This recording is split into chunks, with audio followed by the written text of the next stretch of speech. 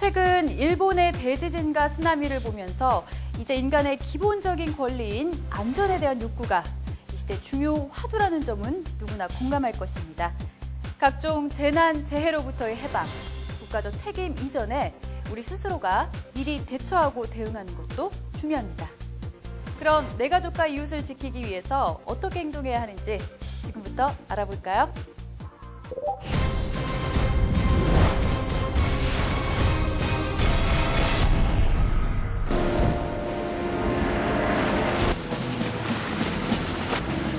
영화 속의 전쟁은 긴장감 넘치고 화려합니다. 하지만 실제 전쟁은 그와는 반대입니다. 2003년 3월 20일 발발한 이라크 전쟁. 단 26일간의 전쟁으로 22만 3천 명이라는 엄청난 숫자의 사람들이 죽었습니다. 만약 이런 전쟁이 지금 우리가 살고 있는 이곳에서 벌어지게 된다면 어떨까요? 또 전쟁 외에도 우리의 생명을 위협하는 각종 재난이 발생하면 어떻게 해야 할까요?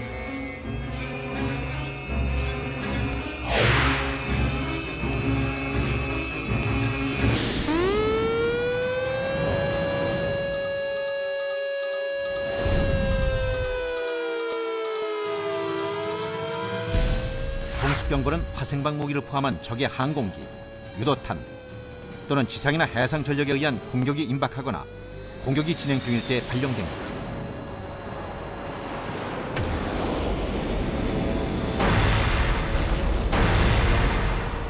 공습경보가 발령되면 가까운 지하 대피소나 주변 지하철역 등으로 신속하고 질서 있게 대피해야 합니다.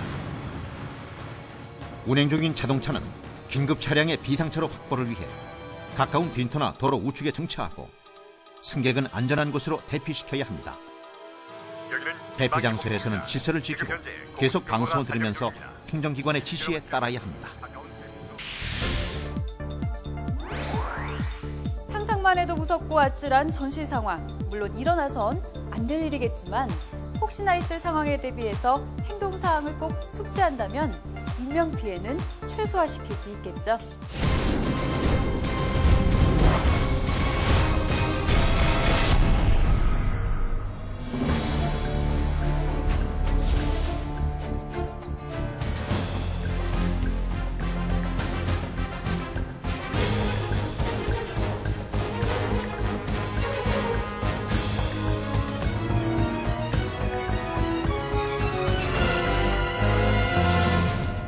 단 15초의 흔들림, 땅은 갈라지고 사람들은 설 곳을 잃었다. 높은 줄 모르던 건물들은 주저앉아 버리고 순식간에 지구를 공포로 몰아넣는 지진. 지금 세계가 흔들리고 있다. 도미노처럼 이어지는 세계 지진 속에서 과연 한반도는 안전한가? 퇴근 시간 무렵 수도권 일대 진도 3.0 규모의 지진이 발생했습니다. 2010년 2월 9일 연이은 속보가 계속됐다. 경기도 시흥이 흔들렸다는 내용. 시흥의 지진은 서울까지 느껴질 정도였다. 방에 들어놓여 있었는데 뭐가 고르륵 하고 지나가는 거. 천둥 치는 소리 들려가지고 천둥인가 했는데 옆에 꼬마애가 엄마 지진 났다고 그래가지고 그냥 도망가야 되나 그냥 그 생각 들었는데. 전문가들은 입을 모아 시흥의 지진이 이례적인 일이라고 말한다. 우리나라 수도권은 큰 지진이 발생된 사례가 잘 없습니다. 그런데 이번에 경기도 시흥에서 규모 3의 지진이 발생을 해서 앞으로도 수도권에 더 큰 지진이 발생될 가능성이 있는 거로 이렇게 생각이 됩니다. 눈 깜짝할 사이 전 세계를 지옥으로 만드는 지진이란 과연 무엇일까? 지진이란 지구 내부 에너지에 의해 땅속 거대한 안반이 갈라지면서 그 충격으로 땅이 흔들리는 현상을 말한다. 지구는 여러 개의 판으로 이루어져 있는데 판들이 움직이면서 지진이 일어난다. 그렇다면 지진은 한 경계에서만 일어나는 것일까? 그동안 중국 지각판 내부에 위치해 비교적 안전하다는 평가를 받았던 쓰촨성. 하지만 불과 2년 전 8.0의 강진으로 8만여 명의 사망자가 발생했다. 우리나라도 이제 판 경계에서 약간 떨어진 판 내부 지역이긴 합니다만 중국 쓰촨성 같은 지역이 판 내부 지역에서 발생된 지진입니다. 그래서 우리나라도 반드시 지진에 안전하다라고 말할 수만은 없는 상황입니다. 과거 연평균 42회에 불과했던 한반도의 지진. 하지만 지난해 역대 최다인 총 60회의 지진이 발생했다. 지진의 강도를 체험해보기 위해 실험장을 찾았다. 먼저 경기도 시흥에서 발생한 지진과 동일한 3.0 진도. 약간의 흔들림은 있었지만 실험연은 균형을 잡고 침착하게 애국가를 써내려간다. 잠시 후 IT 지진과 동일한 7.0 규모의 흔들림이 생기자 당황하기 시작한 실험연. 애국가를 쓰기는커녕 균형을 잡지 못하고 결국 실험 중단. 이거는 제가 이거를 써야 되겠다는 그것보다도 제가 이러다가 죽는 게 아닌가 이런 생각이 들 정도로 정말 너무 무서웠고. 민감한 사람만이 느낄 수 있다는 3.0의 진도. 자다 깰 정도로 건물의 흔들림이 심해지는 5.0 진도. 건물이 파괴되고 땅이 금이 가는 등 엄청난 파괴를 벌치는 7.0 진도. 이렇게 심한 규모의 지진이 시흥에서 일어난다면 과연 어떤 결과가 나올까? 가상 시뮬레이션을 통해 피해 정도를 알아봤다. 6.5 규모의 지진 발생 시 3,000여 명이 사망하고 45,000여 명이 부상을 입는다. 또 2,500여 동의 건물이 붕괴. 이는 IT 재난과 크게 다르지 않은데 7.0 규모의 지진이 발생한 IT. 지진 발생 시 건축물 붕괴로 인한 피해가 가장 크다는 것은 잘 알려진 사실이다. 비슷한 시기에 8.8 규모의 지진이 발생한 칠레. 하지만 두 나라의 피해는 사뭇 달랐다. 지진이 사람을 죽이는 게 아니라 건물이 사람을 죽인다는 말이 있다. IT보다 무려 1000배나 강했던 칠레 지진. 하지만 사망자 수는 IT의 700분의 1 수준이었다. 지진을 자주 경험해온 칠레는 내진 설계 대비로 인명피해를 줄일 수 있었다. 우리나라의 경우 1978년 5.0 규모의 홍성지진 발생 후 지진으로부터 안전하지 않다는 것을 인식해 1988년 내진 설계를 도입했다. 하지만 서울의 건물 중 10동 중 9동이 내진 설계가 되어 있지 않다. 즉 지진으로부터 안전하지 않다는 것. 이에 소방방재청은 각종 공공, 민간 건축물의 내진 설계를 보강해 나갈 계획이다.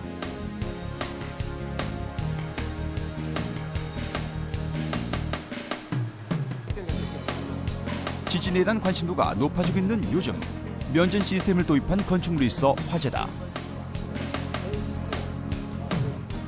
면진 장치를 이용해가지고 하부층 구조물과 상부층 구조물을 분리시킴으로써 지진 횡력을 하부층에서 전담하고 상부층에는 지진 횡력을 75%에서 90% 정도 줄여주는 그런 공법이라고 생각하시면 되겠습니다. 면진 시스템은 건물과 지면 사이 또는 건물과 층 사이에 면진 고무장치를 설치해 집안과 건물을 분리시킨다. 전후 좌우로 움직이는 지진의 특성에 따라 건물이 유연하게 흔들리고 흔들림이 멈추면 건물이 제자리에 오게 해주는 원리다. 실제로 봐도 면진 시스템을 도입한 건물의 흔들림이 적은 것을 알 수 있다. 한번 발생하면 큰 인명피해를 입히는 지진. 그렇다면 지진이 발생하면 우리는 어떻게 행동해야 될까? 지진 발생 시 대피 요령에 대해 알아보자. 먼저 집안에 있을 때는 전기와 가스를 차단해 화재를 예방한다.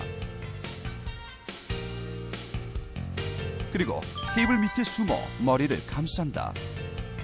만약 테이블이 없을 경우에는 방석으로 머리를 보호한다. 하지만 7.0 이상 강진일 때 책상 밑에 숨으면 오히려 깔릴 위험이 있다. 이럴 때는 무너진 천장이 기둥에 걸쳐지면서 생긴 삼각형 모양, 일명 생명의 삼각형 공간에 숨는 것이 좋다.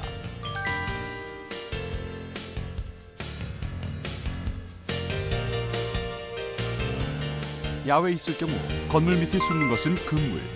건물의 기둥이나 간판에서 멀리 떨어진 장소로 대피해 머리를 보호한다. 지진이 발생하면 자동차로 이동하는 것은 위험하다. 도로 오른쪽에 정차한 뒤 차에서 신속하게 빠져나와 자동차 옆에 몸을 숨긴다. 또한 흔들림이 멈췄을 때에는 신속히 건물에서 빠져나와 운동장으로 대피해야 합니다.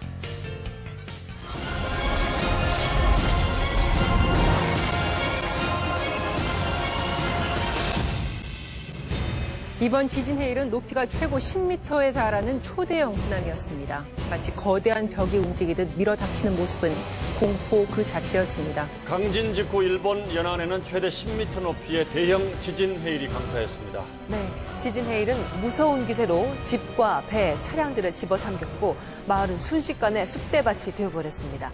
지진이 오면 해일을 동반하는 경우가 많은데요.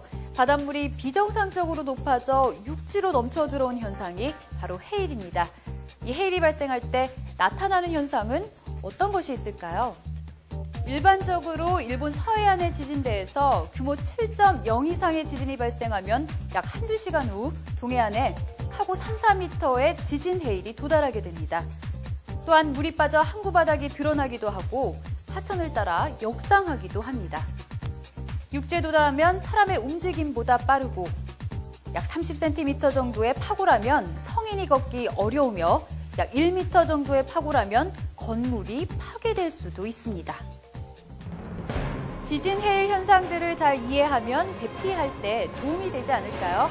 자, 그렇다면 여러분은 해일이 올 때 어떻게 행동해야 할까요? 지진 해일 경보가 발령하게 되면 자신이 살고 있는 지역에서 가장 높은 곳 그리고 가장 바다에서 먼 곳으로 대피해야 됩니다. 예를 들면 인근 야산 정상이라든가 4층 이상 건물 높이로 대피해야지만 지진 해일에 안전할 수 있습니다. 그 밖에 조업 중인 선박은 지진 발생을 인지했을 경우 해안가에서 멀고 수심이 깊은 바다로 이동해야 합니다. 지진으로 인한 2차 피해도 많이 발생하는데요. 일본의 원전 사태 이후 방사능 누출에 대한 걱정이 많습니다. 자, 그럼 방사능이 누출되었을 때에는 어떻게 해야 할까요?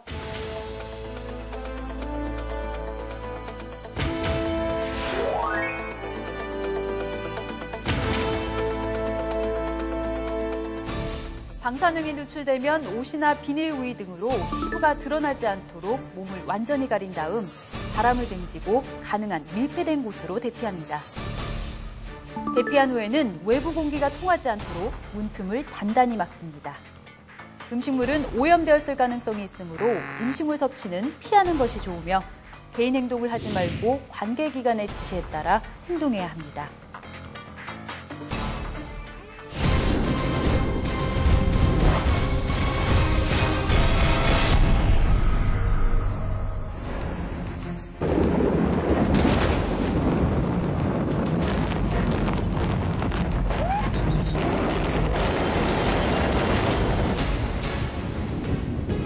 우리나라는 열대 이동성 저기압의 영향으로 태풍과 집중호우의 영향을 많이 받습니다.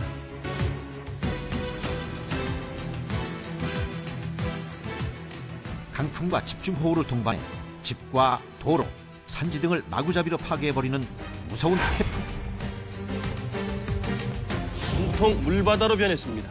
안이한 대처가 피해를 크게 만들었습니다. 게릴라처럼 단시간에 집중적으로 많은 비를 뿌리는 게릴라성 집중호우는 수많은 인명과 재산 피해를 입히고 있습니다.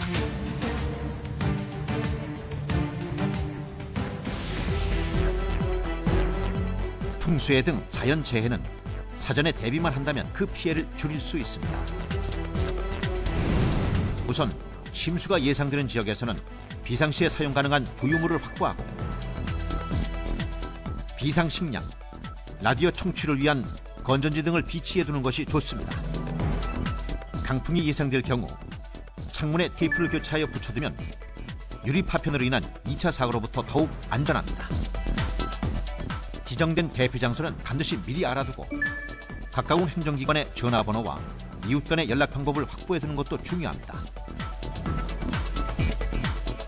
특히 도시 지역에서는 배수 관련 시설들을 평소에 확인해 두고 담장, 축대 등은 점검해서 무너질 염려가 있는 곳은 미리 보수해 두어야 합니다. 태풍이나 집중호우로 인해 호우나 풍해가 한창일 때는 노약자, 어린이, 임산부 등을 우선 보호 조치하고 화재 예방을 위해 집안의 가스와 전기를 차단해야 합니다.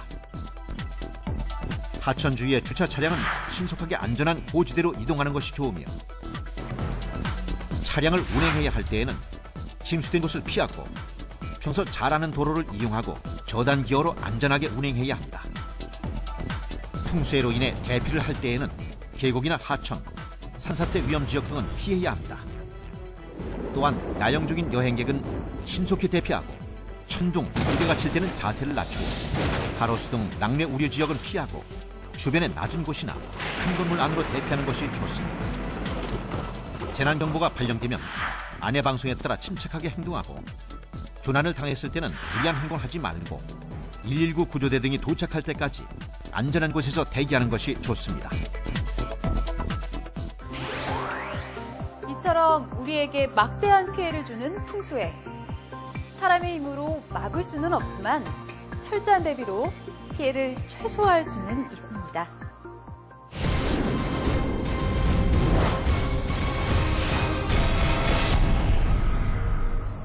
오늘 부산의 한 실내 사격장에서 불이 났는데 2009년 11월 14일 부산 국제시장 내 실내 실탄 사격장 화재는 국민 모두에게 큰 충격을 주었습니다. 이 화재의 경우 비상으로 찾지 못해 인명피해가 더욱 늘어난 것으로 나타났습니다.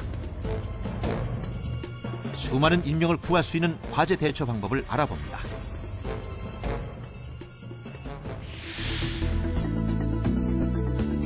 화재로부터 자신을 지키는 가장 기본적이고 중요한 방법은 초고층 건물이나 극장, 지하시설 등을 이용할 때에는 대피로나 비상구를 미리 확인해 두는 것입니다.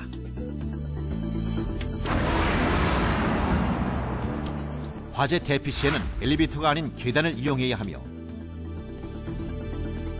건물의 아래쪽으로 대피가 불가능하면 옥상으로 대피해야 합니다. 또 문을 열기 전에는 손잡이를 만져보아 뜨거운지를 먼저 확인하고 대피하는 것이 안전합니다. 또한 주변에 있는 수건이나 입고 있는 옷가지 등을 이용해서 입과 코를 막아서 유해가스로부터 호흡기를 보호하는 것이 중요합니다. 특히 연기가 많은 곳에서는 최대한 자세를 낮추고 호흡기를 보호하면서 안전지역으로 대피합니다. 대피 시에는 안내원의 지시나 통로의 유도 등을 따라 침착하고 질서 있게 대피해야 2차 사고를 막을 수 있습니다.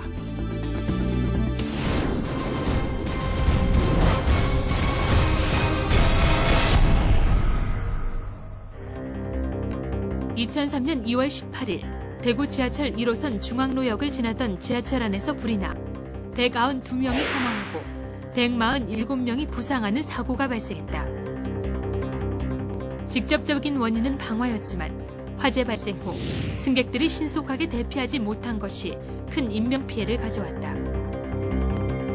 우리가 주목해야 할 것은 이와 같은 사고는 언제나 누구에게나 일어날 수 있으며 이런 상황에 대비해 대처 요령을 숙지하고 있어야 한다는 것이다. 지하철 안에서 화재가 발생하면 먼저 비상통화장치를 통해 승무원에게 화재 사실을 알리고 119에 신고해야 한다. 비상통화장치는 객차와 객차를 연결하는 통로의 오른쪽 벽 중간에 위치해 있다. 비상통화장치를 사용할 때는 함을 열고 마이크를 꺼내 사용 중 램프에 불이 들어오면 마이크에 달린 버튼을 누른 채로 승무원과 통화한다.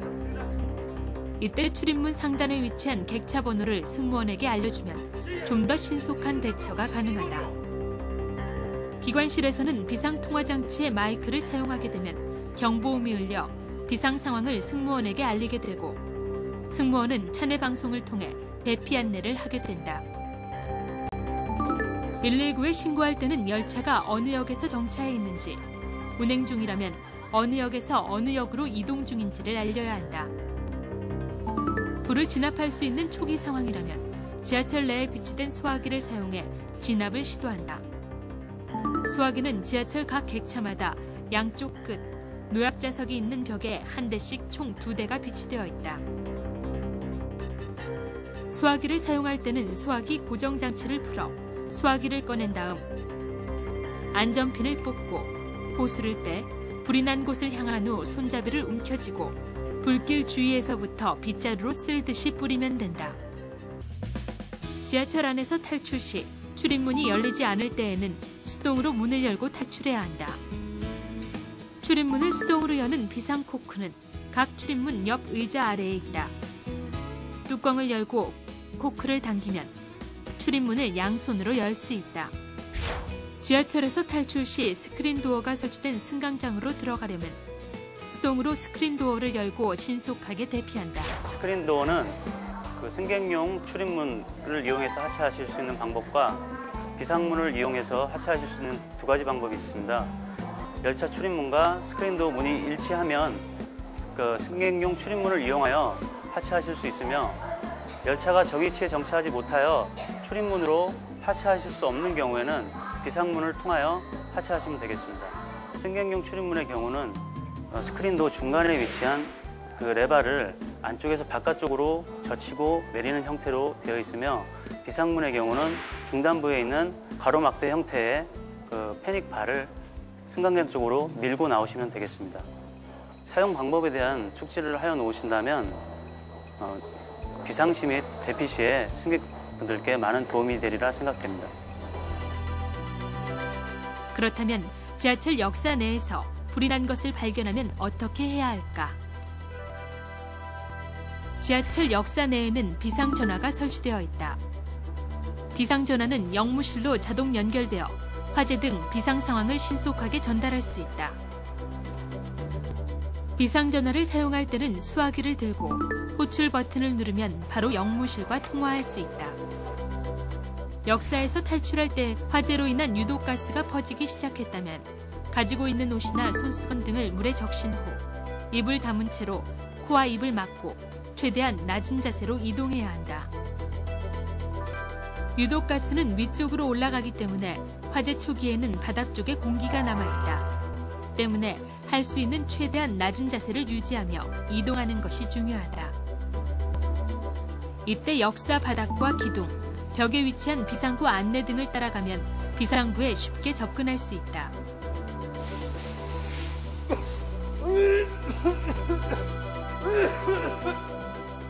방독면을 사용할 때는 비상용 망치로 방독면 함의 유리창을 깬 후 방독면을 꺼내 방습 포장지를 잘라 방독면을 꺼낸다. 방독면은 렌즈 부분이 아래쪽으로 향하게 뒤집은 후 입구를 벌리고 뒤집어 쓴다. 이때 목 뒤쪽의 머리끈을 머리에 맞게 조여주어야 유독가스가 들어오지 않는다. 마지막으로 정화통의 바깥쪽 구멍을 손으로 막고 숨을 들이마셔 외부 공기가 새어 들어오는지 점검한 후 이상이 없으면 신속하게 대피한다. 여의나루역, 충정로역 등 깊이가 30m 이하인 역사에서는 비상구가 아닌 터널 쪽으로 대피해야 하는 경우도 있는데 비상사다리를 통해 지하철 선로를 따라 이동한다. 지하철에서 화재가 발생했을 때 인명피해를 줄이는 가장 중요한 방법은 모두가 당황하지 말고 침착하게 대처해야 한다는 것이다. 그러기 위해 평소 지하철과 역사 내의 화재 진압 장비의 위치와 대처 요령, 탈출 방법에 대해 충분한 숙지와 연습이 필요하다. 시민의 발 지하철 안전사수를 위해 필요한 것은 뭐니 해도 우리들의 안전의식입니다. 많은 사람들이 이용하는 지하철.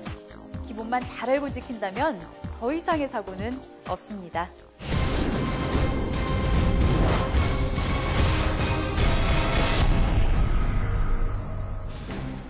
고도 문명의 상징, 21세기형 주거 형태의 초고층 건물. 그런데 만약 당신이 있던 초고층 건물 안에서 화재가 발생한다면 어떻게 대처해야 할 것인가? 만약 당신이 있던 지하층에서 원인 모를 화재가 일어났다면 그 대처법에 대해 생각해 본 적 있는지? 생명을 위협하는 위험한 사고 앞에서 과연 우리의 위기 대처 능력은 어느 정도일까? 순간의 선택이 평생을 좌우한다. 절체절명의 순간, 대처 요령에 대해 파헤쳐본다. 비교 분석, 초고층 건물 대 지하층 화재 대처법.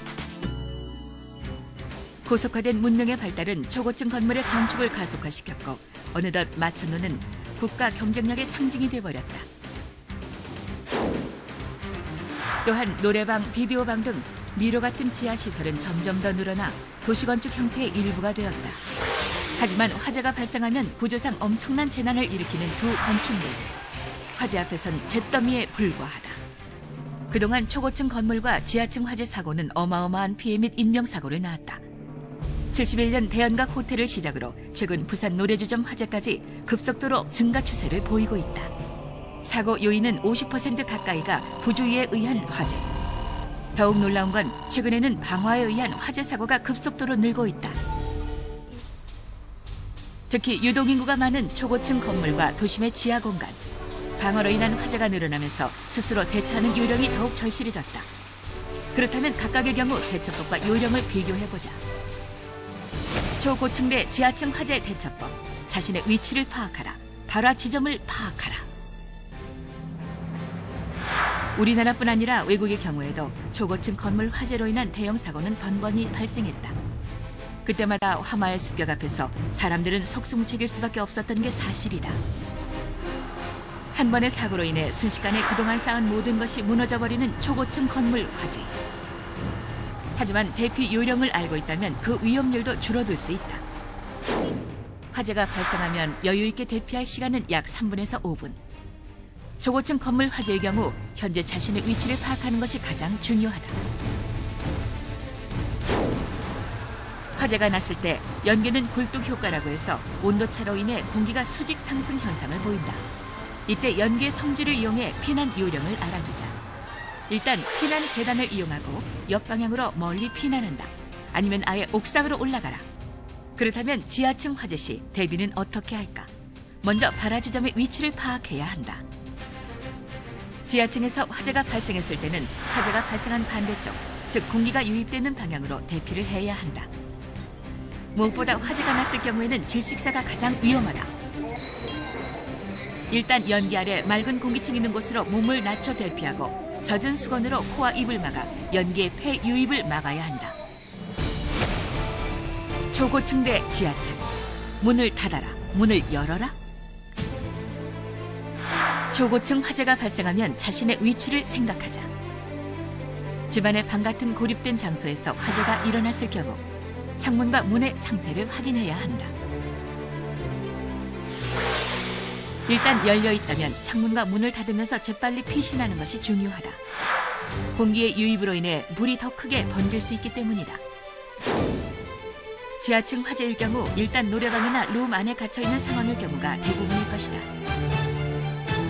문 안쪽에 설치된 비상 랜턴을 켜고 일단 문을 열고 빨리 나와라. 무엇보다 밀폐 공간에서 탈출하는 것이 급선무. 그동안 우왕좌왕하다가 문 앞에서 질식사 당하는 사례가 많았다는 것도 염두에 둬라.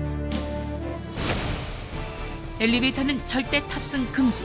비상구를 향해 달려라. 50층 이상의 초고층 건물의 화재는 진압하는 방법도 쉽지가 않은 게 사실. 무엇보다 화재가 났을 경우 가장 유의해야 할 점을 알아두자. 급하다 보니 엘리베이터를 타고 내려가려고 하는데 화재와 동시에 승강기는 작동하지 않는다는 점을 알아두자. 그렇다면 지하층에서의 대피 요령은? 무엇보다 지하층에서는 비상구를 찾는 방법밖에는 없다. 비상시를 대비해 일단 지하 공간에 들어섰을 때 비상구를 확인하는 세심한 생활 습관이 필요하다. 그 외 다중시설 건물의 경우 공기호흡기나 완강기, 방독면 등 법제화된 피난기구 사용법을 알아두는 것이 생명을 보호할 수 있는 방법이다. 특히 3층에서 10층 이하에 배치된 완강기 요령만큼은 알아두자.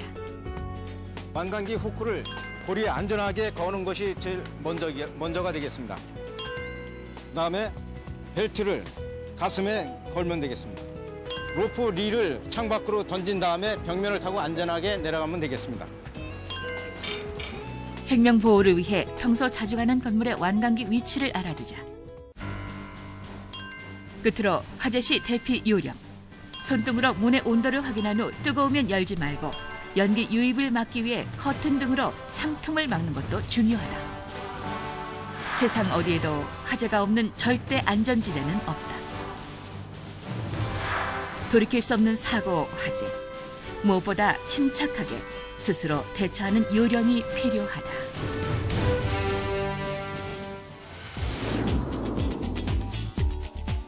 작은 실수도 순식간에 대형 재난으로 이어질 수 있는 화재. 우리의 관심이 화재를 예방할 수 있습니다.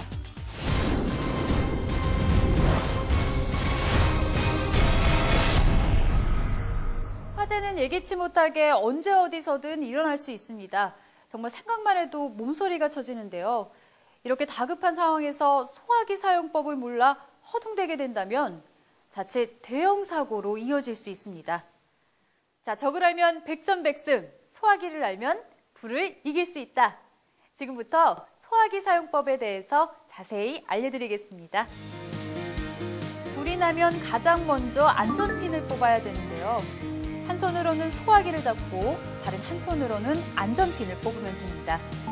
다음 단계에서는 바람을 등지고 서서 호스를 빼고 불이 난 곳으로 접근하여 상하 손잡이를 힘껏 누릅니다. 이때 비로 쓸듯이 골고루 뿌리면 초기 진압증은 문제없겠죠? 쉬워 보인다고요? 보기에는 물론 그렇게 보일지 모르지만 평소에 시험해보거나 작동해보지 않으면 누구나 실수를 할 수 있습니다. 자, 그렇다면 소화기 사용 시 주의해야 될 점 지금부터 점검해 볼까요? 안전핀을 뺄 때 손잡이를 누르는 분들 이러면 잘 빠지지 않습니다.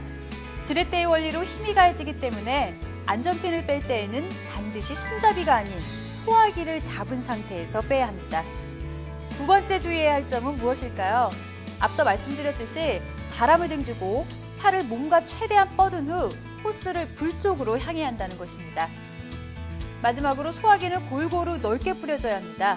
분말 소화기는 산소의 공급을 막아서 불을 끄는 질식 소화 방식이기 때문에 불이 난 곳에 넓게 덮어 씌우듯이 뿌려줘야 불길을 제대로 잡을 수 있습니다.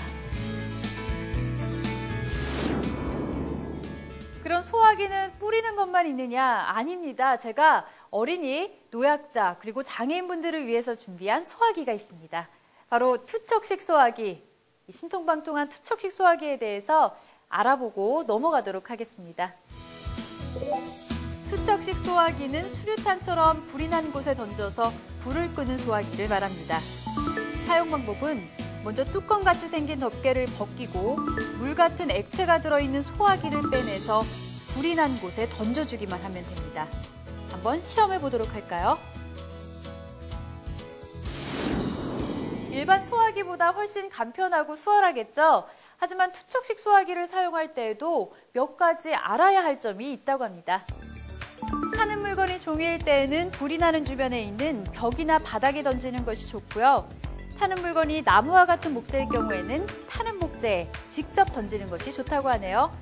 또 기름으로 인한 화재는 타고 있는 기름 속에 바로 던지는 것이 아니라 주변 바닥이나 벽에 던져서 소화약재가 화재 주위를 덮도록 하는 것이 효과적이라고 합니다. 투척식 소화기도 사용 중 몇 가지 잊지 말아야 할 것들이 있는데요. 우선 불이 났을 때 쉽게 사용할 수 있도록 지상에서 1.5m 아래 높이에 두는 것이 좋고요. 또 바닥에 떨어지면 깨지기 쉽기 때문에 항상 보호 덮개 속에 보관하는 게 안전하겠죠? 네, 어떠셨나요? 감이 팍팍 오신다고요? 하지만 막상 불이 나면 당황하기 쉬우니까요. 집에서 연습 많이 하셔서 내 집도 지키고 또 가문대대로 물려줄 용감한 시민상도 한번 꿈꿔보시기 바랍니다.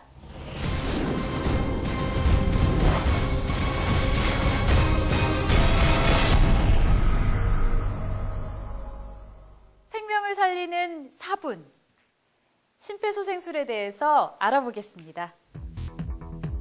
심폐소생술에서 가장 중요한 것은 시간입니다. 숨이 멈추어도 우리 몸속의 폐와 혈관에서는 산소가 남아있어 6분 정도는 새로운 산소가 유입되지 않아도 생명이 유지될 수 있습니다. 그래서 심장과 폐가 멎은 후에도 4분 이내에 심폐소생술을 해주면 거의 대부분 완전 소생이 가능합니다. 그렇다면 심폐소생술 어떻게 해야 할까요? 여보세요? 여보세요? 괜찮으세요? 먼저 환자의 의식이 있는지를 확인해야 합니다. 유두선과 유두선 사이에 놓고 팔, 손바닥 뒤꿈치를 흉골의 정확한 가운데 위치에 놓습니다. 손목을 직각으로 하여 1회 30번, 분당 100에서 120회 가슴 압박을 합니다. 한 손은 이마에 대고 다른 한 손은 턱에 대서 기도를 개방하고 가슴 압박 후 기도를 확보하고 인공호흡을 2회 실시합니다. 짧지만 긴 시간 4분. 여러분들도 미리미리 심폐소생술을 연습해보는 것은 어떨까요? 지금까지 보신 안전에 관한 지식들은 여러분들이 평소 밥 먹고 씻고 잠자는 것처럼 자연스럽게 경험하고 또 익혀야 할 것들입니다.